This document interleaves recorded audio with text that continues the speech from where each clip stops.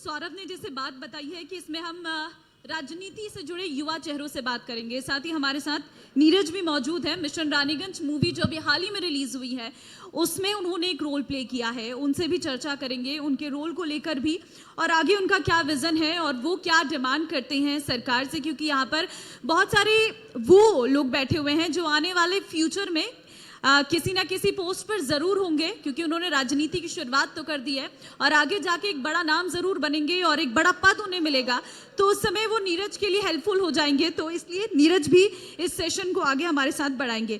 सबसे पहले प्रमोद जी, आप ही के साथ हम इस सेशन की शुरुआत कर लेते हैं। आप सभी से रिक्वेस्ट करती हूँ माइक ले लीजिए।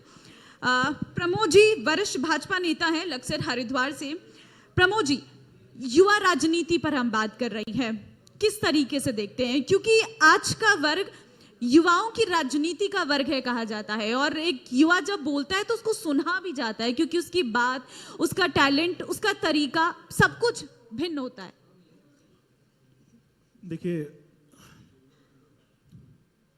हमारा जो भारत है वो युवा भारत के नाम से पहचाना जाता है और हम लोग भी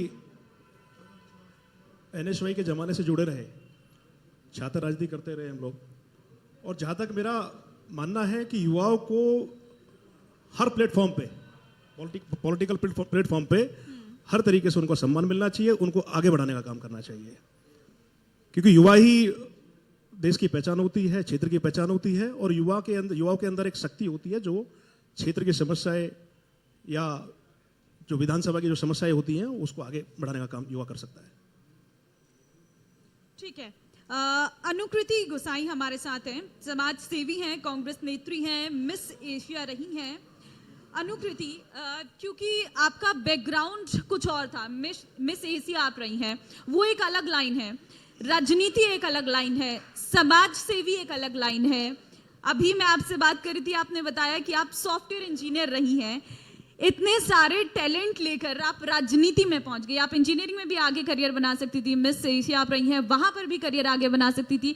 ये लाइन राजनीति वाली क्यों चुनी और आपको क्या अनुभव हुआ दोनों में?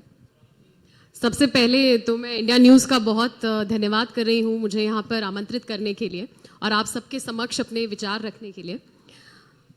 मुझे लगता है ममता, जिंदगी में हर एक फील्ड, हर एक करियर आपको बहुत कुछ सिखाता है। जब मैं इंजीनियरिंग कर रही थी तो मुझे नहीं मालूम था कि मिस इंडिया जैसे प्लेटफॉर्म में जाने का मौका मिलेगा, लेकिन मैं सोचती हूँ कि बाबा केदार और उत्तराखंड की हमारी देवभूमि की ऐसी कृपा अपनी बेटी पे रही कि मैंने इंडिया का प्रतिनिधित्व किया, भारत का प्रतिनिधित्व किया। आज संजय भाई भी यहाँ बैठे थे, तो वो तो बचपन से मेरी जर्नी को उन्होंने देखा है, बहुत सारे लोगों ने उसको अप्रिशिएट करके फॉलो किया है। वैसे ही जब मिस इंडिया के प्लेटफॉर्म में गई तो मैं जैसे आपसे कह भी रही थी, बहुत बार जो विनिंग आंसर्स होते हैं, आप सबने सुने होंगे जब कहते हैं कि हम अपनी सोसाइटी के लिए कुछ करना चाहते हैं, I want to give back to the community.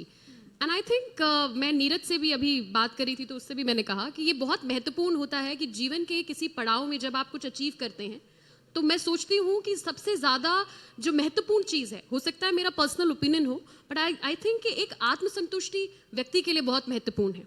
तो जब मैं मिस इंडिया बनी, आई वॉज एबल कि मेरी आवाज़ जो है लोगों तक पहुँच पाए, लोगों को मैं इंस्पायर कर पाऊँ या कुछ बता पाऊँ या मुझे लोग सुने। तो मुझे जब उत्तराखंड आने का मौका मिला और अपने उत्तराखंड के लिए विशेषकर, क्योंकि महिलाओं के लिए, और मैं पहाड़ से आती हूँ, तो पहाड़ की महिलाओं के लिए मैंने काम करना शुरू किया। 10,000 से ज़्यादा महिलाओं को हमने प्रशिक्षण दिया अलग अलग क्षेत्रों में और आज उन्हीं के लिए हमने एक ब्रांड उत्तराखंड के अंदर स्टैब्लिश किया, येलो हिल्स, जिसके माध्यम से आज हम पूरे देश के अंदर, पूरी दुनिया के अंदर उत्तराखंड की महिलाओं द्वारा बनाए गए उत्पादों को, उनके प्रोडक्ट्स को मार्केट करते हैं। एंड आई थिंक वो करना और मिस इंडिया बनना, मुझे लगता था कि जब मैं मिस इंडिया बनकर उत्तराखंड आई तो डेफिनेटली सोशल वर्क, सामाजिक काम एक बहुत डिफरेंट क्षेत्र है, लेकिन जब मैंने उसके अंदर काम करना शुरू किया, महिलाओं से, उत्तराखंड की महिलाओं से जुड़ना शुरू किया, तो मुझे वाकई एहसास हुआ कि इस बात को कहने में कोई गुरेज नहीं है कि हमारे उत्तराखंड की जो रीढ़ की हड्डी हैं वो हमारी उत्तराखंड की बहनें हैं। ये उत्तराखंड गौरा देवी, ये उत्तराखंड तीलू रौतेली का उत्तराखंड है, तो उनके लिए अगर आज मैं कुछ गिव बैक कर सकती थी, सो आई चोज कि मुझे सोशल वर्क में जाना चाहिए। अब आप राजनीति की बात कर रही हैं, आई टेल यू, पॉलिटिक्स भी, राजनीति भी is a form of social work. जैसे भैया ने भी इस बात को कहा कि जब आप युवा लोग जब राजनीति में आते हैं, या महिलाएं विशेषकर, क्योंकि मैं अपने आप से कनेक्ट करके कहती हूँ, जब राजनीति में आती हैं तो बहुत से परिभाषाएं हैं जो वो बदल सकती हैं, बहुत से ऐसे चेंजेस हैं वो सोसाइटी के अंदर ला सकती हैं। And when I got an opportunity, तो मुझे लगा कि एक आवाज़ बनने का अगर मुझे मौका मिलता है, हमारी जो जनता है और जो ब्यूरोक्रेसी है उसके बीच में आपको ब्रिज बनने का मौका मिलता है। अगर मैं कल सामाजिक रूप से 10 लोगों की मदद कर रही थी, तो राजनीतिक रूप से हो सकता है आज 1000 लोगों की मदद कर पाऊँ। आई थिंक वो giving back to the community मेरे लिए बहुत मायने रखता है, और वही एक थॉट है which has inspired me to be into politics. तो लोकसभा का चुनाव लड़ने का इरादा है 24 का? देखिए, लोकसभा के बारे में मैंने सोचा नहीं है, लेकिन मैं बहुत थैंकफुल हूँ कि भारतीय राष्ट्रीय कांग्रेस ने मुझे 27 साल की उम्र में विधानसभा का चुनाव लड़ने का मौका दिया। एंड एक्सपीरियंस, क्योंकि राजनीतिक रूप से चुनाव लड़ना महत्वपूर्ण है, मैं इस बात को मानती हूँ, क्योंकि चुनाव लड़ने से आपको बहुत सारी चीज़ें सीखने के लिए मिलती हैं, राजनीतिक रूप से भी, सामाजिक रूप से भी और व्यवहारिक रूप से भी। और वो एक्सपीरियंस मुझे करने का मौका इंडियन नेशनल कांग्रेस ने दिया, मैं हमेशा उनके आभारी रहूंगी। 24 को लेकर ऐसी कोई तैयारी नहीं है, लेकिन जहां भी हमारी पार्टी का आदेश होगा, हाईकमान का आदेश होगा, कांग्रेस का प्रचार करूंगी, कांग्रेस के प्रत्याशियों का प्रचार करूंगी।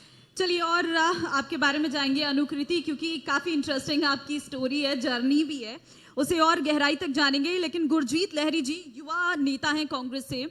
गुरजीत जी, अभी अनुकृति भी कांग्रेस की ही बात कर रही थी। अब क्योंकि आप भी एक युवा नेता हैं, कांग्रेस में युवा चेहरों को कितनी तवज्जो दी जा रही है, आप कैसे देखते हैं? क्योंकि ये जो समय है वो युवाओं का है, और अगर उन पर फोकस करेगी पार्टी तो कहीं ना कहीं, क्योंकि आज का जो यूथ है वो आपके साथ कनेक्ट होगा, तो आपको क्या लगता है कितनी अपॉर्चुनिटीज मिल रही हैं? सबसे पहले तो मैं इंडियन न्यूज़ का धन्यवाद करना चाहूँगा, इतना अच्छा कार्यक्रम, और हम जैसे नौजवान जो युवा राजनीति में काफ़ी लंबे अरसे से संघर्षरत हैं, अपनी बात रखने का मौका दिया। तो मैं आपके क्वेश्चन पे ही आऊँगा। मैं भी लगभग 2006 से लगातार पॉलिटिक्स में और जन्मजात कांग्रेसी हूँ। मेरे दादाजी, मेरे पिताजी और मैं तीसरी पीढ़ी कांग्रेस के साथ हूँ। और मैं अभी बैठे बैठे मैं सोच रहा था, अभी अनुकृति जी भी बात कर रही थी, प्रमोद भाई हमें छोड़ गए हैं अभी विपक्ष में, लेकिन उन्होंने जब अपनी बात करी थी उन्होंने भी जिक्र किया कि हमने NSUI में संघर्ष किया है। और प्रमोद भाई और हम लोग सारे इकट्ठे बैठ के, याद होगा आपको कि हमने पहला चुनाव SMJN का, और उसकी मीटिंग सेवा सदन में हमने रखी, और वहाँ एक छोटी बहन थी हमारी जिसको हमने प्रत्याशी अधिकृत किया, और आप उस समय भी प्रदेश में शायद सचिव के पद पर तैनात थे, है ना, महासचिव थे। तो बड़ा अच्छा लगा कि आज दिल से आज भी आप कांग्रेसी हैं सबसे पहले तो, लेकिन और मैं 2002 में 10th क्लास में था, तो मेरा एक चाइल्डहुड फ्रेंड है, मैंने उसको बोला, मेरी जो बैकग्राउंड है हमारा पंचायत की पॉलिटिक्स का रहा है, मेरे पिताजी 2 बार चुनाव लड़े पंचायत का, मेरे ताऊ जी चेयरमैन रहे। थोड़ा माइक आप ऊपर कर दो। तो हमारे गांव का माहौल रहा, पंचायतें जुड़ती थी, पुराने जितने कांग्रेस के लीडर्स थे वो आते थे। ईश्वर की कृपा से, वाहिगुरु की कृपा से किसान परिवार से बिलोंग करता हूँ, और सरदारों के आपको पता ही है कि 1-2 एकड़ में तो घर होते हैं, 10-20 खाटें और कुर्सियाँ पड़ी रहती हैं। तो पंचायतें मैंने देखी, तो मैंने 10th क्लास में अपने साथी, मेरा डेरा हरिद्वार से था, मैंने उसको बोला, मैं श्यामपुर श्रीराम विद्या मंदिर का पास आउट हूँ, 12th मेरी वहीं से। मैंने कहा यार इस क्षेत्र का मुझे जिला पंचायत सदस्य बनना है, मैं 10th क्लास में पढ़ता था, कि मुझे आने वाले समय में इस क्षेत्र का जिला पंचायत सदस्य बनना है। और वो सपना मेरा जाके 2015-16 में पूरा हुआ।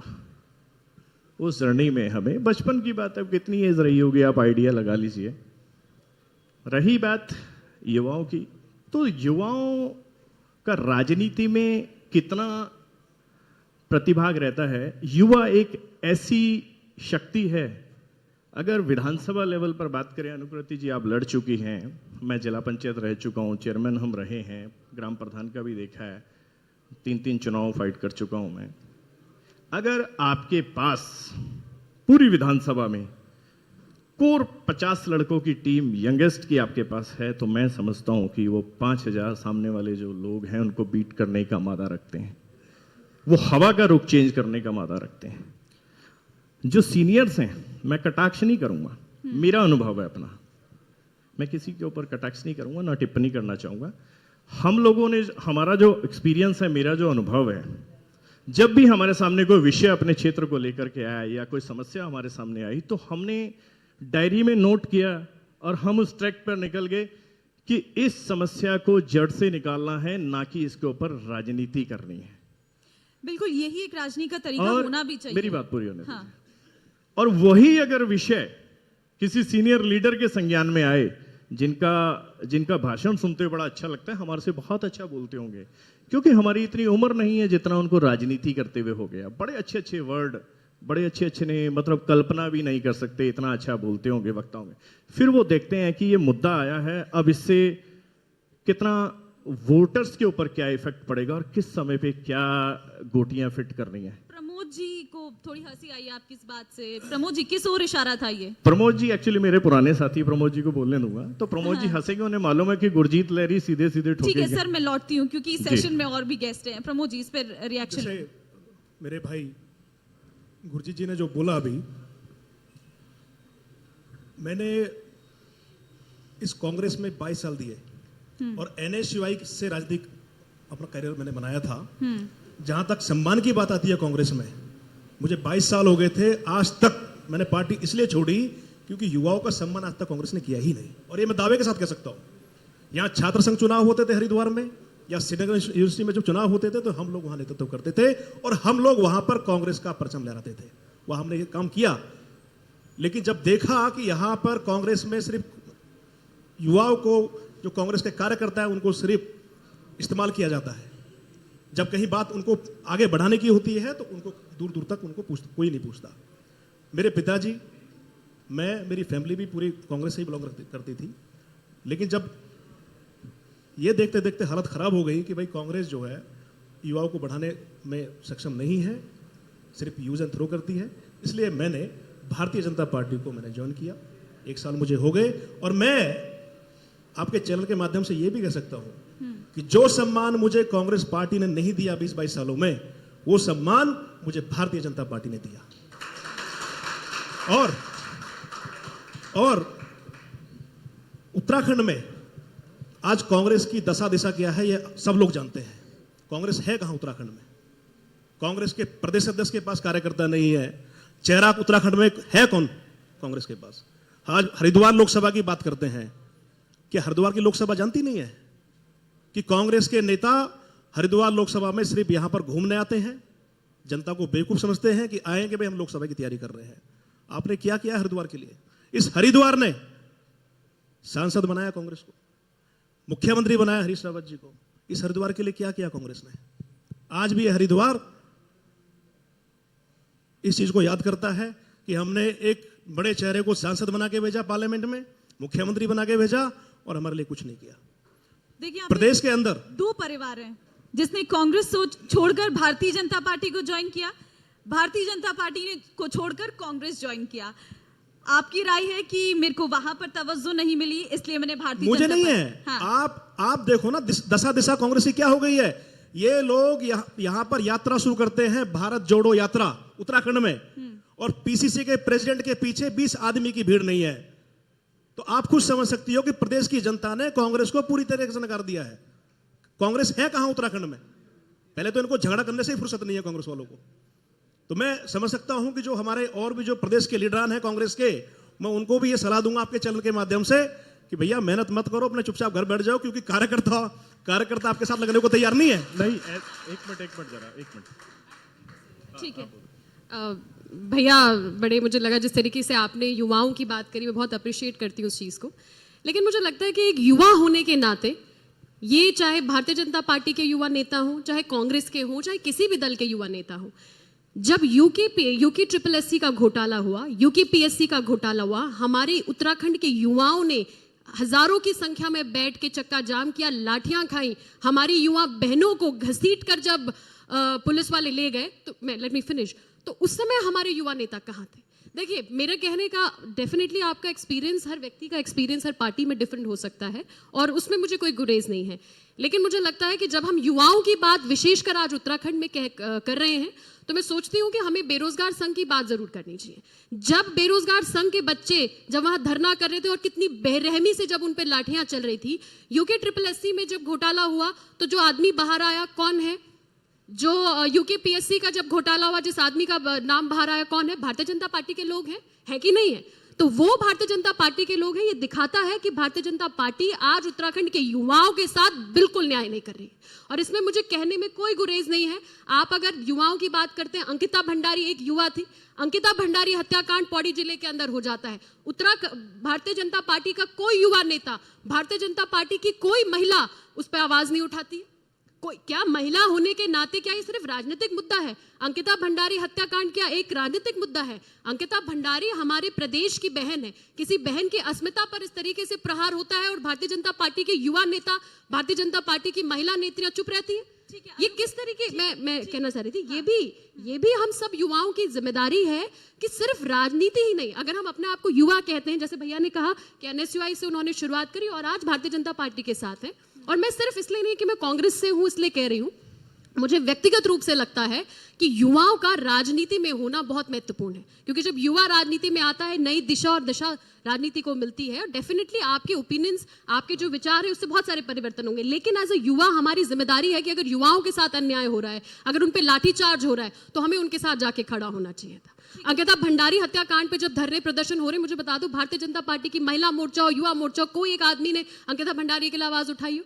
तो ये सारे भी तो हमारे प्रदेश के मुद्दे हैं, और कांग्रेस इस पर शुरुआत से, मैं कांग्रेस की प्रवक्ता तो नहीं हूं, लेकिन कांग्रेस की छोटी सी कार्यकर्ता हूं, तो मुझे लगता है कि कांग्रेस इस मुद्दे पर पहले दिन से प्रदर्शन कर रही है। कांग्रेस की, चाहे हमारी महिला अध्यक्ष ने अभी अपने आई थिंक मुंडन कराया है एक संदेश देने के लिए, उसी तरीके से कांग्रेस का, चाहे हमारे युवा कांग्रेस का आज लक्ष्य यहाँ पर आया, हरिद्वार के अंदर हो, चाहे देहरादून के अंदर हो, पौड़ी जिले के अंदर हो, जगह जगह युवा कांग्रेस ने प्रदर्शन किए हैं, महिला कांग्रेस ने प्रदर्शन किए, और किस लिए? कि हमारी बेटियों को, हमारे उत्तराखंड की अंकिता भंडारी को, हमारे यहाँ के युवाओं को, हमारी जिनके साथ यूके PSC जैसे घोटाले के, उन्हें न्याय मिले। ठीक है अनुकृति, मैं इस पर डिस्कशन करूंगी। नीरज नेगी हमारे साथ है। नीरज नेगी एक कलाकार हैं जो अभी हाल ही मूवी आई थी मिशन रानीगंज, अक्षय कुमार जिसमें लीड रोल में थे, उसमें नीरज नेगी ने एक रोल प्ले किया है। नीरज, जानना चाहूंगी आपके बारे में, उस रोल के बारे में भी जानना चाहूंगी, विस्तार से बताएं। यहाँ पर उत्तराखंड की जनता है, कौन नीरज नेगी है और नीरज नेगी ने किस तरीके से अपना सफर शुरू किया? पहले इंडिया न्यूज़ को बहुत बहुत धन्यवाद। आप सब जितने भी लोग यहाँ बैठे हैं, आप सबको मेरा प्रणाम। मैं नीरज नेगी हूँ और मेरी फिल्म आई है मिशन रानीगंज। सबसे पहले अभी जो भारत वाली बात चल रही थी, तो मेरी फिल्म का नाम ये है mission Raniganj the great Bharat rescue. तो हम लाइन में हैं, मतलब जो भारत वाला आपने टर्म अभी बताया था, है ना। मतलब इट्स गुड, हो रहा है सब कुछ। मैं पौड़ी गढ़वाल से बिलोंग करता हूँ। पौड़ी में एक जगह है घाट का महर गाँव, उस गांव से आता हूँ और रहता काशीपुर में हूँ, है ना। तो ये फिल्म में मेरा कैरेक्टर जो है बांके लाल का एक कैरेक्टर है। ये घटना हो गई थी रानीगंज में, आसनसोल में, दुर्गापुर में। 65 खदान मजदूर फंस गए थे। तो जसवंत सिंह गिल जी, जिनको राष्ट्रपति जी से जीवन सर्वोत्तम रक्षा पदक मिला था, अब वो नहीं रहे हमारे बीच, तो अक्षय कुमार सर ने इसका रोल प्ले किया। तो मैंने इस फिल्म में सबसे यंगेस्ट कोल माइनर का रोल प्ले किया है, बांके लाल जिसका नाम है ना। तो ये फिल्म सबको देखनी चाहिए, मुझे ऐसा लगता है। ये फिल्म पैट्रियोटिक फिल्म है ना, और ये ऐसा इंसिडेंट है जो किसी को पता नहीं लगा था। बेसिकली हाँ, तो मैंने मतलब बहुत कोर लेवल से स्टार्ट किया। मेरे को कोई नहीं जानता, मतलब मेरा कोई गॉडफादर नहीं है मुंबई के अंदर। मैंने खुद से स्टार्ट किया, सड़कों पे जाके नाटक करता था मैं खुद। जैसे अनुकृति बता रही थी कि वो इंजीनियर थी, है ना। मैंने अभी हम बात कर रहे थे, तो मैं भी खुद एक बीटेक स्टूडेंट था। फिर मैंने ड्रीम देखा कि मैं एक एक्टर बनूंगा, अभिनेता बनूंगा। मुंबई गया, सुबह से शाम तक, रात को 9 बजे तक घर आता था, ऑडिशंस देता था, है ना। कोई सुध नहीं है। ठीक है नीरज, एज ए कलाकार आपको क्या लगता है उत्तराखंड के कलाकारों को किस चीज की जरूरत है? क्योंकि यहाँ पर कुछ नेता लोग भी मौजूद हैं जो ये जानना चाहेंगे, जिन्हें आप ये बता सकते हैं, युवा नेता हमारे बीच हैं, उनसे आप क्या कहना चाहेंगे? क्योंकि ऐसा बहुत बार देखने को मिलता है कि चीजें नहीं हो पाती है। सौरभ बहुगुणा कैबिनेट मंत्री, युवा नेता हैं जो युवाओं को लगातार प्रोत्साहन भी देते हैं, उनके सामने भी आप ये बात रख सकते हैं, क्योंकि आप कलाकार हैं और कलाकारों को किस तरीके से बढ़ावा मिल सके उत्तराखंड में। तो अभी जैसे अनुकृति और मैं भी यहाँ पे बैठे हुए थे, तो हम बात यही कर रहे थे, हम मुंबई तो रहते हैं पर अपनी जो रूट्स होती है ना, जहाँ से आप जड़ें आपकी हैं उत्तराखंड से, तो वहाँ पे हम लोग कुछ ना कुछ हमेशा करते रहे। तो सर जब मैंने रुड़की कोर से ही बीटेक किया था, है ना, तो उसके बाद क्या हुआ, जब मैंने ढूंढना शुरू किया कि कहाँ से पढ़ूँ मैं, एक्टिंग कहाँ से सीखूँ, तो मैंने सुना कि 2-3 स्कूल हैं, नेशनल स्कूल ऑफ ड्रामा है, फिल्म इंस्टीट्यूट है, एक जहाँ से मैंने पास आउट किया वो Madhya Pradesh school of drama. तो पूरे भारत में 25 बच्चों को लेते हैं, उत्तराखंड से मैं अकेला था वहाँ पे। बट क्या होता है ना सर, सब लोगों का उन ड्रामा स्कूल्स में एडमिशन नहीं हो पाता, क्योंकि गवर्नमेंट स्कॉलरशिप मिलती है और बहुत कम बच्चों को लेते हैं। तो प्राइवेट फीस मुंबई में बच्चे अफोर्ड भी नहीं कर सकते, और मेरे को लगता नहीं है प्राइवेट इंस्टीट्यूट में इतना अच्छा सिखाया भी जाता है, क्योंकि हमें सिखाने कौन आता था, ओम पुरी, नसरुद्दीन शाह, ये सब लोग हमें पढ़ाते थे। तो उत्तराखंड के अंदर ना मैम एक भी नाट्य विद्यालय या ड्रामा स्कूल नहीं है। अब देहरादून हमारी कैपिटल है, जैसे अभी इससे पहले जो सर आए थे वो बता रहे थे कि हर थोड़ी देरों में एक स्कूल खुल रहा है, एक कॉलेज खुल रहा है। देहरादून में अगर मैं आंख बंद करूँ ना, 2 कदम चलता हूँ तो एक बीटेक कॉलेज, 2 कदम चलता हूँ एक MBBS कॉलेज। अरे आर्ट एंड कल्चर कहाँ गया? मैं अभी ये फिल्म की शूटिंग लंदन में करके आया हूँ, आंख बंद करता था, हर गली में एक रेपेट्री है, हर गली में एक एक्टिंग स्कूल है, कुछ ना कुछ हो रहा है, नाटक चल रहे हैं, लोग सड़क पे नाच रहे हैं, साइकिल में कोई आग फेंक के मुंह पे से फूंक मार रहा है। तो कल्चर का बढ़ावा कब होगा? मतलब अगर आप अभी देखो तो यूपी का जो भोजपुरी सिनेमा है बूम पे है, पंजाबी सिनेमा है बूम पे है, उनके गाने बूम पे हैं, पर मैं अपने उत्तराखंड का जब सिनेमा देखता हूँ, उनकी वीडियोस देखता हूँ, वही पुरानी घिसी पिटी सिनेमाटोग्राफी, क्योंकि साधन नहीं है ना सर। एक्टिंग स्कूल नहीं भी खोल पाओ, रंग मंडल बोलते हैं ना, रेपेट्री बोलते हैं, तो रेपेट्री में क्या होता है कि बच्चे नाटक करते हैं और उनको एक छोटी सी सैलरी मिलती है, 20-25 हज़ार रुपए का, कुछ तो स्कॉलरशिप मिलता है, तो प्रोत्साहन बढ़ता है। अब मेरे जैसे बच्चे के लिए कितना डिफिकल्ट था, मैं यहाँ से पहले sir Madhya Pradesh school of drama में आधे बच्चों का कोटा तो मध्य प्रदेश के बच्चों का होता है, फिर वो अदर स्टेट्स को देखते हैं। FTI पुणे में बस 12 सीट हैं, भारत की जनसंख्या इतनी है, हर कोई राजकुमार राव की तरह मेरी तरह वहाँ नहीं जा सकता ना। तो उत्तराखंड के अंदर, पूरे देहरादून में सर, क्या पूरे उत्तराखंड में एक भी ड्रामा स्कूल नहीं है। इनफैक्ट रामलीलाएं होती हैं तो मुझे बहुत खुशी होती है कि रामलीला हो रही है, पर उसके बाद उन रामलीला कमेटीज में लग जाता है ताला, वहाँ मक्खियाँ भिनभिना रही होती हैं उन स्टेजेस पे, कुछ नहीं हो रहा होता। तो क्या वहाँ नाटक नहीं हो सकते? बिल्कुल नीरज, आपने बड़े पॉइंट को उठाया है और सौरभ जी आपकी बातों को सुन भी रहे थे। आई होप वो इस पर काम भी करेंगे, क्योंकि युवाओं की जो बात है, आपने सही कहा कि इंजीनियर, डॉक्टर तो हर पेरेंट्स चाहता है कि मेरा बच्चा बने, क्योंकि वहीं तक सीमित हो जाती है हमारी सोच। अगर चीज़ें और खुलेंगी तो शायद सोच आगे बढ़ेगी। और उत्तराखंड में जो कल्चरल एक्टिविटीज़ है, मैं देखती हूँ, मैं भी उत्तराखंड से ही हूँ, बहुत बदली है शुरुआत से लेकर अब तक। बहुत सारी चीज़ें, चेंजेस जरूर आए हैं, लेकिन हाँ थोड़ा और चेंजेस की जरूरत है। सर मैं रिक्वेस्ट करूंगी आपसे कि इस पर आप ध्यान दीजिएगा।